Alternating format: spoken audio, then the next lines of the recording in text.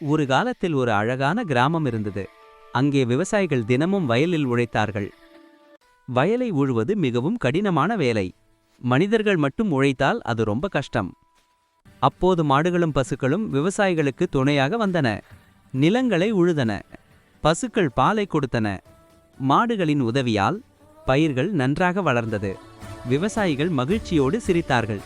இந்த மாடுகள் இல்லையெனில் நமக்கு விளைச்சல் கிடைக்காது என்று விவசாயிகள் நினைத்தார்கள். அதனால் மாடுகளுக்கு நன்றி சொல்ல ஒரு சிறப்பு நாளை மாட்டுப் பொங்கல் என்று கொண்டாட முடிவு செய்தார்கள். மாட்டுப் பொங்கல் அன்று மாடுகளை குளிப்பாட்டி கொம்புகளை வண்ணம் பூசி மாலையும் மணியும் கட்டினார்கள். பொங்கல் சமைத்து மாடுகளுக்கு கொடுத்து நன்றி நன்றி என்று மனமாற சொன்னார்கள். அந்த நாளிலிருந்து இன்று வரை மாட்டுப் பொங்கல் மாடுகளுக்கு நன்றி சொல்லும் அழகான திருநாளாக உள்ளது.